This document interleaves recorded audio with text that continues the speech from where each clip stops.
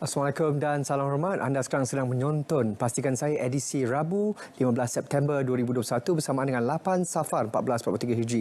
Ingat, Pastikan Saya baru kongsi, tak pasti jangan kongsi. Kita mulakan terlebih dahulu dengan laporan harian pemberian dos vaksin setakat 14 September 2021 pukul 11.59 malam. Jumlah dos yang telah diberikan adalah sebanyak 243,921 dos, manakala dos satu daripada vaksin 2 dos adalah sebanyak 71,698 dos, manakala dos lengkap yang telah diberikan adalah sebanyak 172,313 dos. Baik, ini adalah jumlah kumulatif pemberian dos vaksin setakat 14 September 2021 pukul 11.59 malam. Jumlah dos yang telah diberikan adalah sebanyak 39,234,306 dos yang telah diberikan. Baik, ini adalah peratusan vaksinasi populasi dewasa Malaysia setakat 14 September 2021. 75.4% yang telah lengkap divaksinasi mewakili 17,653,079 individu. Manakala sekurang-kurangnya satu dos adalah sebanyak 92.2% atau 21,649,228 individu. Baik, Jabatan Pengangkutan Jalan JPJ ingin mengesahkan kejadian seorang lelaki berbangsa India yang berusia 76 tahun didapati meninggal dunia di kerusi ruang menunggu kaunter JPJ Cawangan Bangi, Bandar Baru Bangi, Selangor. Sebelum kejadian, mangsa yang merupakan seorang warga emas telah diberikan layanan khas untuk berurusan dengan pejabat JPJ Cawangan Bangi tanpa perlu beratur dan telah dibawa ke kerusi ruangan menunggu pelanggan sebelum dipanggil untuk melaksanakan urus niaga JPJ. Mangsa juga telah diambil suhu badan iaitu normal ketika itu serta telah menunjukkan status My Sejahtera di mana lengkap 2 dos. Semasa di ruangan menunggu, mangsa dikatakan dengan tiba-tiba tidak sedarkan diri dan panggilan kecemasan telah dibuat oleh Ketua Bahagian Pengurusan Cawangan JPJ Bangi. Susulan itu, sebuah ambulan dan pasukan paramedik telah tiba bagi tujuan memeriksa keadaan mangsa. Walau bagaimanapun, mangsa disahkan sudah meninggal dunia dan mayatnya telah dihantar ke unit Forensik Hospital Kanjang untuk tindakan lanjut. Video tular warga negara asing berkumpul di Pejabat Pos Malaysia Cawangan Kelang semalam iaitu pada pukul 8.30 pagi, Pusat Kawalan IPD Kelang Selatan telah menerima panggilan telefon daripada pengurus Pejabat Pos Kelang memaklumkan sekumpulan warga asing berkumpul di hadapan Pejabat Pos Jalan Stesen Kelang. Keadaan menjadi tidak terkawal apabila warga asing tersebut tidak mematuhi prosedur operasi standard yang ditetapkan dan tiada penjarakan fizikal. Kehadiran warga asing di lokasi berkenaan dianggarkan 130 orang dari awal pagi untuk mengambil pasport yang telah siap, memandangkan pihak Kedutaan Bangladesh telah melantik Pos Malaysia Kelang sebagai ejen untuk membolehkan warga negara mereka mengambil pasport yang telah diperbaharui. Pihak polis dari pasukan pematuan SOP IPD Kelang Selatan yang diketuai Inspektor Muhammad Syaifuddin bin Muhammad telah hadir di lokasi kejadian dan telah berjaya meredakan keadaan yang tidak terkawal. Pasukan pemantauan dan pematuan SOP IPD Kelang Selatan juga akan ditugaskan untuk membantu pengawal keadaan di Pos Malaysia Cawangan Kelang bagi mengelakkan kejadian sama berulang. Pesakit COVID-19 yang masih menerima rawatan di unit rawatan rapi ICU Hospital Pulau Pinang HPP kerana berisiko menjangkiti orang lain jika dibenarkan pulang. Menurut kenyataan Pengarah Jabatan Kesihatan Negeri Pulau Pinang JKNPP, pesakit COVID-19 tahap 4 itu mengalami penurunan tahap oksigen yang sangat membimbangkan. Pemeriksaan lanjut mendapati keadaan pesakit semakin kritikal sehingga kadar oksigen dalam darahnya hanya boleh distabilkan dengan menggunakan mesin bantuan pernafasan iaitu ventilator. Pihak hospital telah menjelaskan kepada pesakit serta ahli keluarga mengenai risiko sekiranya tidak membenarkan rawatan dijalankan. Selain itu, pihak hospital juga menafikan dakwaan bahawa pesakit tidak diberi makanan ketika berada di ICU. Untuk makluman, pesakit di ICU diberi makanan berbentuk cecair seperti susu bagi memudahkan penghadaman dan mengelakkan berlakunya komplikasi. Polis Diraja Malaysia PDRM memberi jaminan keselamatan dan ketenteraman awam negara ketika ini terkawal. Ketua Polis Negara Datuk Seri Akril Sani Abdullah Sani berkata, PDRM tidak mengesan atau menerima sebarang maklumat mengenai apa-apa bentuk ancaman keselamatan. Orang ramai diminta untuk tidak gusar dan tidak membuat sebarang spekulasi kerana PDRM akan memastikan negara kekal berada pada tahap selamat. Pemantauan juga akan ditingkatkan bagi menjamin kesejahteraan masyarakat. PDRM sentiasa memantau senario keselamatan semasa dan akan mengambil tindakan tegas jika terdapat mana-mana pihak yang cuba mengganggu gugat ketenteraman awam dan keharmonian negara ini. Hospital Putrajaya ingin merujuk pada mesej tular yang kurang tepat mengenai kesiapsiagaan pemberian vaksin kepada remaja berusia 18 tahun ke bawah. Untuk makluman, Hospital Putrajaya merupakan salah sebuah SPPV, Specialist Pusat Pemberian Vaksin di bawah program imunisasi COVID-19 kebangsaan. Oleh itu, pemberian vaksin bagi remaja berusia 18 tahun ke bawah hanya melalui rujukan dari PPV awam, klinik kesihatan atau klinik pakar. Program Fasa 5 ini akan bermula sebaik sahaja menerima arahan rasmi dari pihak Kementerian Kesihatan. Maklumat pemvaksin secara walk-in adalah tidak benar dan boleh menimbulkan kekeliruan. Baik, Kementerian Pembangunan Wanita, Keluarga dan Masyarakat ingin memaklumkan bahawa kiriman WhatsApp yang tular berkenaan inisiatif KPWKM mengenai bantuan warga emas Jabatan Kebaikan Masyarakat JKM sebanyak RM500 setiap bulan bagi tahun 2021 adalah tidak tepat dan palsu. Diharap orang ramai menyemak dahulu sebarang info yang diterima dengan KPWKM. Masih lagi di bawah Kementerian Pembangunan Wanita, Keluarga dan Masyarakat, KPWKM ingin memaklumkan bahawa Google Form dan WhatsApp yang tular berkenaan inisiatif KPWKM untuk mengumpul maklumat anak-anak yang kematian ibu bapa akibat COVID-19 adalah tidak benar sama sekali. Diharap orang ramai menyemak terlebih dahulu sebarang info yang diterima dengan KPWKM. Baik, hentikan penyebaran berita palsu. Anda boleh didakwa di bawah Seksyen 505 Kanun Keseksaan atau Seksyen 233 Akta Komunikasi dan Multimedia AKM 1998 bagi kesalahan penyebaran berita palsu. Baik, saudara-saudari, kita akan berhenti berehat seketika dan akan kembali selepas ini.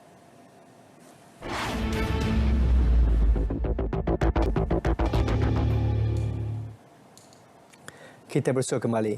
Kerajaan bersedia mempertimbang cadangan melaksana moratorium bayaran balik pinjaman bank tanpa faedah terakru bagi membantu rakyat yang terkesan akibat pandemik COVID-19. Perdana Menteri Datuk Seri Ismail Sabri Yaakob berkata cadangan tersebut akan dibincangkan bersama Menteri Kewangan. Moratorium dengan faedah terakru menyebabkan peminjam perlu membayar kadar faedah terakru yang tinggi selepas tempoh moratorium berakhir. Cadangan daripada Yang Berhormat tersebut kita akan bincang dengan Menteri Kewangan. Ya, kita faham situasi yang dihadapi oleh rakyat. InsyaAllah kita akan cuba membantu sebaik-baiknya. Tempoh sekurang-kurangnya 2 minggu diberi Kementerian Pendidikan kepada sekolah di negeri yang beralih fasa bagi membuat persiapan pembukaan semula sekolah. Ini bagi menjamin keadaan sekolah yang kondusif dan selesa dalam menerima kembali kehadiran pelajar dan murid. Menurut Menterinya Datuk Dr. Razzie Jidin, sekolah terlibat akan menerima kenyataan dan pemakluman berhubung tarikh pembukaan semula dalam tempoh 14 hari. Kementeriannya akan mengeluarkan kenyataan dan pemakluman berhubung tarikh pembukaan sekolah berkenaan. Pengoperasian sekolah di kawasan program Gelembung Pelancongan pula dibuka mengikut ketetapan dalam fasa 4 PPN. Ini kerana semua sektor di kawasan terbabit telah dibuka. Keputusan itu dibuat selepas berbincang dengan Kementerian Kesihatan dan Majlis Keselamatan Negara.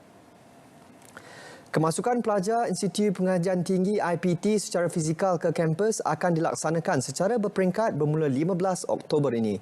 Ia melibatkan pelajar yang telah lengkap vaksinasi COVID-19, merangkumi semua kategori pelajar dan semua fasa Pelan Pembelaan Negara PPN dengan keutamaan diberikan kepada pelajar berkeperluan. Bagi membentuk persekitaran yang selamat dan herd immunity di kampus. Bagi pelajar yang tidak boleh divaksin atas faktor kesihatan, mereka diminta untuk menghubungi IPT masing-masing untuk penyelarasan. Tiada laporan diterima mengaitkan anggota Angkatan Tentera Malaysia ATM mengalami tekanan melampau atau kelesuan sepanjang penugasan mengawal keselamatan negara bagi membendung penularan pandemik COVID-19. Jelas Panglima ATM Jeneral Tan Sri Effendi Buang, pihaknya komited menjaga kesihatan anggotanya sepanjang pandemik melanda. Ini dari segi kesihatan menentukan bahawa apabila mereka bertugas ni kan, kita sedaya upaya untuk mengurangkan risiko mereka daripada dapat dijangkiti ini. Daripada rekod kita ataupun statistik, kita dapat lihat bahawa keberangkalian anggota kita yang bertugas sebagai frontliner ni, penguat sekatan dan juga sekatan jalan raya ni, the number is very small. Polis Pulau Pinang mencadangkan kerajaan tempatan untuk menutup tempat riadah di negeri itu sekiranya orang ramai gagal patuh SOP pencegahan COVID-19. Pada masa sama, pemantauan di lokasi tumpuan umum akan dipertingkatkan. Menjadi tanggungjawab para pengunjung sekiranya dia sampai dan dia melihat bahawa pantai itu sudah penuh untuk membatalkan niat itu dan pulang sahaja. Tapi sekiranya itu tidak berlaku, mereka masih lagi mengerumuni pantai-pantai dalam satu kapasiti yang begitu ramai, maka saya terpaksa menutup ataupun meminta ataupun memohon kerajaan tempatan untuk menutup premis tersebut demi kebaikan kita bersama. Trend jangkitan COVID-19 dalam sektor perindustrian di Negeri Sembilan semakin berkurang berikutan hampir keseluruhan pekerja sektor berkenaan telah divaksin. Menurut Exco Pelaburan Perindustrian Keusahawanan Pendidikan dan Modal Insan Negeri, Datuk Dr. Muhammad Rafi Abdul Malik, antara faktor yang menyumbang kepada penurunan itu adalah tahap pematuhan prosedur operasi standard SOP pada pekerja dilaksanakan secara ketat. Juga saringan ujian COVID-19 yang diadakan secara berkala.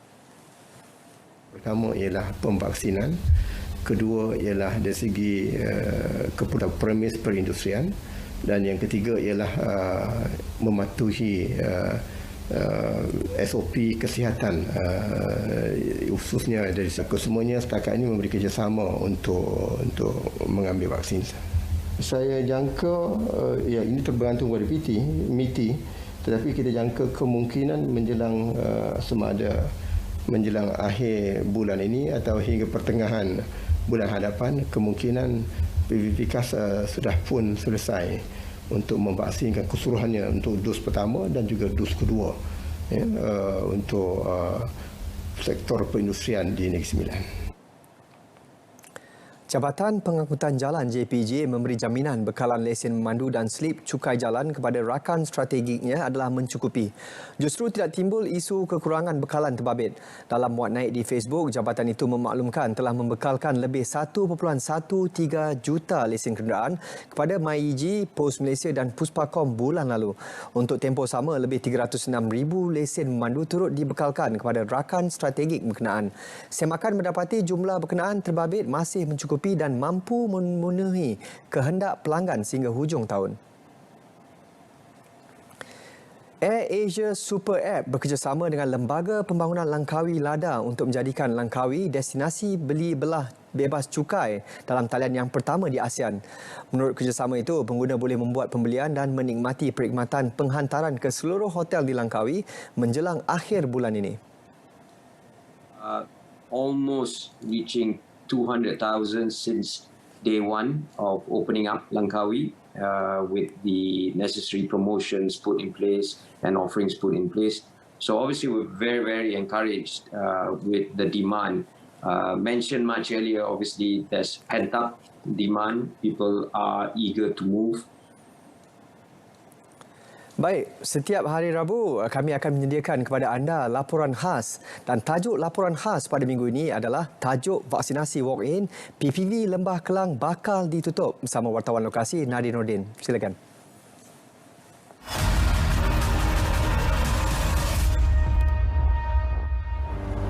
Pemberian vaksin secara walk-in di PPV Lembah Kelang akan dihentikan sepenuhnya pada 16 September 2021. Ini bermakna hari ini 15 September 2021 adalah hari terakhir PPV Lembah Kelang melaksanakan vaksinasi secara walk-in. Ayuh kita ikuti perkembangan ini dalam laporan khas Pastikan Sahih.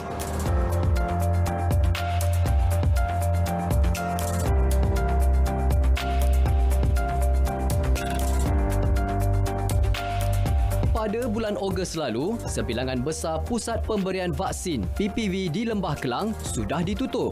Menurut Jawatankuasa Jaminan Akses Bekalan COVID-19 JKAV, PPV berkenaan ditutup selepas OPS lonjakan kapasiti Lembah Kelang Program Imunisasi COVID-19 Kebangsaan PICK berjaya memvaksin hampir seluruh penduduk dengan sekurang-kurangnya 1 dos. Menurut Menteri Sains, Teknologi dan Inovasi, Datuk Seri Dr. Adham Baba pula, vaksinasi secara walk-in di Pusat Pemberian Vaksin PPV Lembah Kelang akan dihentikan sepenuhnya bermula 16 September ini. Keputusan itu diambil selepas mengambil kira faktor bahawa jumlah penduduk Lembah Kelang yang masih belum mendapat vaksin COVID-19 adalah sangat kecil. Mengambil kira faktor bahawa kadar penduduk Lembah Kelang yang masih belum divaksinasi ialah amat kecil sekali yang disaksikan dengan kadar kehadiran yang rendah di PPV, saya ingin mengumumkan bahawa program vaksinasi secara walk-in di Lembah Kelang akan dihentikan selepas 15 September 2021. Pasti ada segelintir warga di kawasan Lembah Kelang yang tertanya-tanya bagaimana pula nasib mereka yang belum divaksin tetapi ingin menerima suntikan vaksin secara walk-in. Jangan risau. Menurut Datuk Seri Dr. Adham Baba, mereka yang belum divaksin pula boleh mendapatkannya di klinik kesihatan tertentu bermula 16 September ini. Senarai klinik kesihatan terbabit akan diumumkan kelak. Selain walk-in, usaha memastikan tiada individu tercicir daripada mendapat vaksinasi juga akan diteruskan melalui kerjasama antara CITF dengan Pertubuhan Bukan Kerajaan NGO bagi program Khidmat Masyarakat Outreach.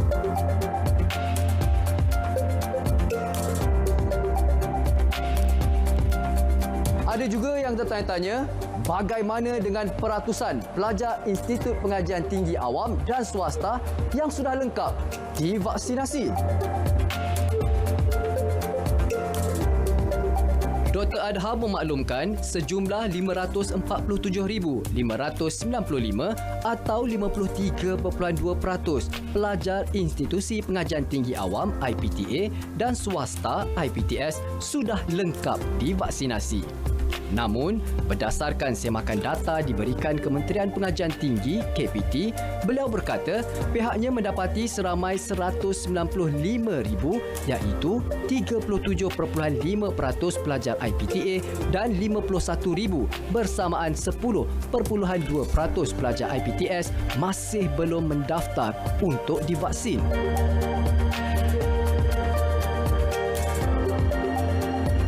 Kita telah membuat keputusan bahawa pelajar-pelajar IPTA dan IPTS boleh membuat vaksinasi secara walk-in ke PPV yang kita buka dengan syarat menunjukkan matric card masing-masing, termasuklah pelajar matrikulasi. Semakin ramai yang lengkap divaksin, semakin kurang kes jangkitan berisiko tinggi. Bagi anda yang memilih untuk membuat janji temu untuk menerima suntikan vaksin, anda masih boleh lakukannya melalui aplikasi MySejahtera, juga melalui laman sawang www.vaksincovid.gov.my, atau anda boleh hubungi talian ini 1-800-888-828. Ayuh keluarga Malaysia, kita terus teguh bersama.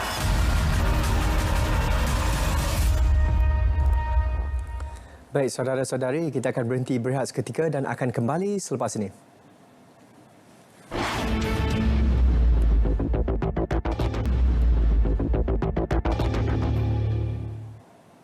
Kita kita bersua kembali.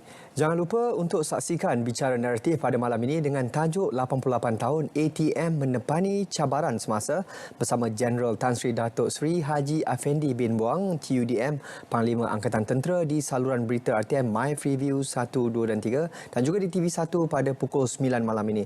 Bagi mereka yang tidak mempunyai akses untuk saluran berita RTM, anda boleh saksikan juga di RTM Klik.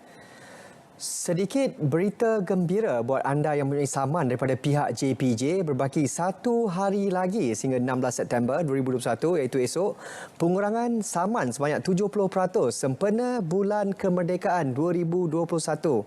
Bagi mereka yang hadir ke kaunter JPJ, hadiah misteri goodies akan disediakan kepada semua pembayar saman di kaunter JPJ.